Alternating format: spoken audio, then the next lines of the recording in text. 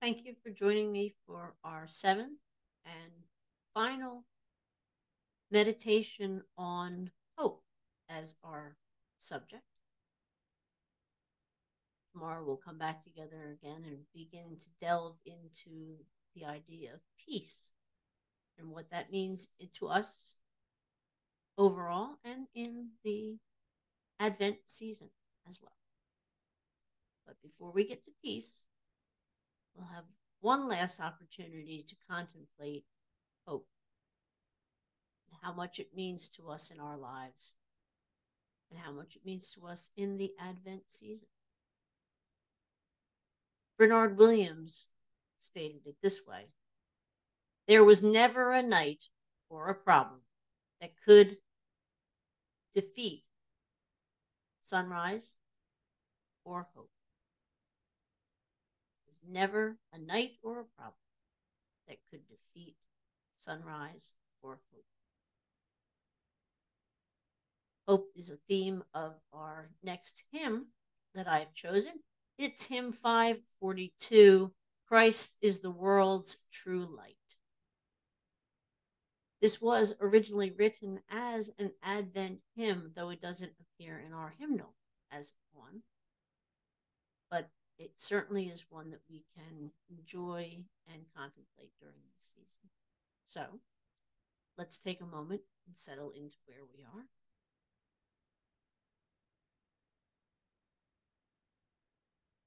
Put aside all those thoughts that vying for your attention. Maybe the thoughts of the day ahead or the thoughts of the day behind. Just let them be set aside.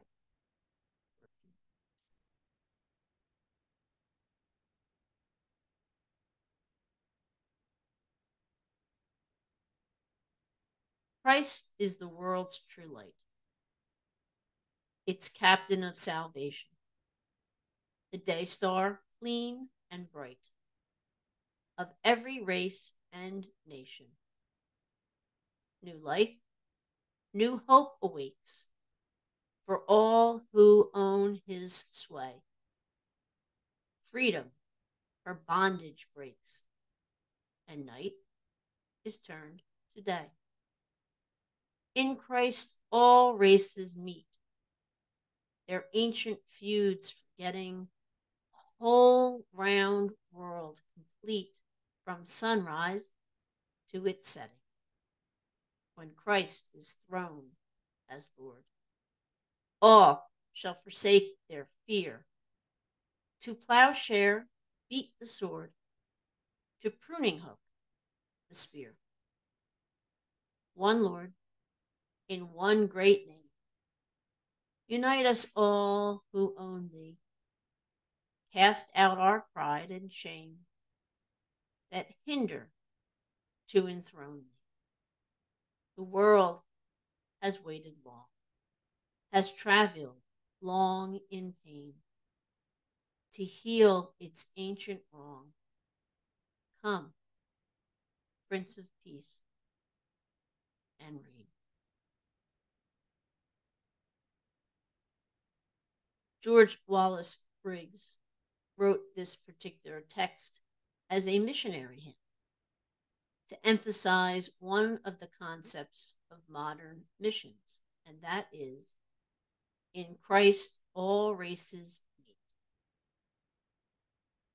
From this hymn, we get a sense of coming together, of connectedness, of unity as one people, in spite or perhaps because of the things that we hold as different.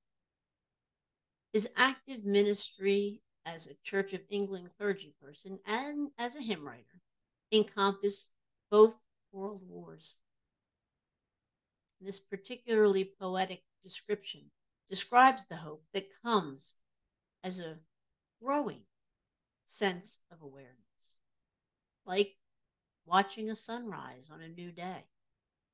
Hope encompasses the emotions that come with a return to peace and stability, with a feeling of accomplishment. What is happening is happening, and it is good, and it is light. It also gives us a different images of Christ's return.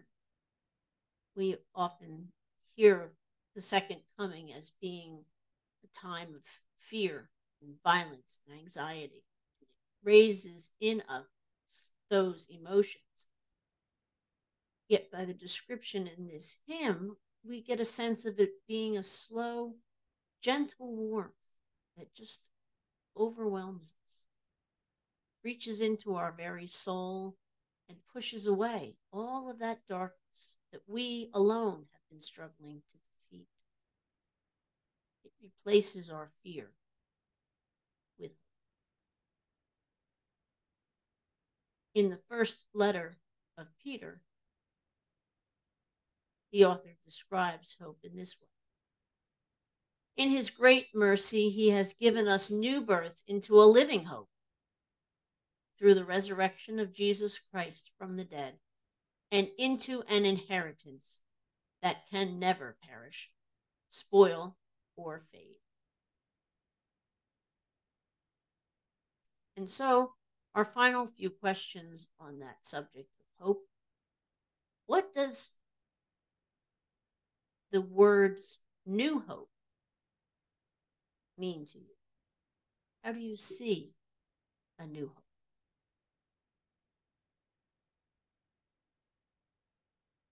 How can we reinforce in our own selves that sense of hope, especially when it feels particularly dark?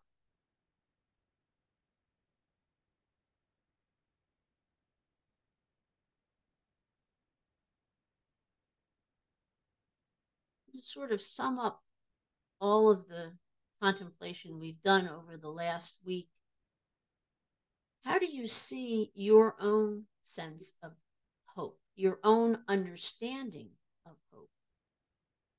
How do you see that as being able to be spread throughout people who are in your immediate vicinity, people who are in the larger community around you, and maybe even throughout the world?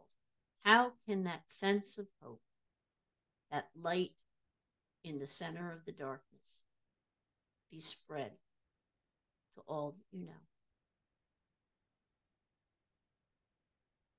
Thank you so much for joining me this past week and contemplating this idea of hope and how essential it is to us in our faith. And I certainly hope to see you all again tomorrow so that we can continue our contemplation on another subject that is somewhat intangible, but also vitally important to our very well-being and the well-being of our whole world.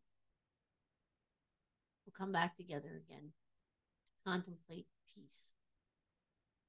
And until then, be sure to take good care, and may God bless.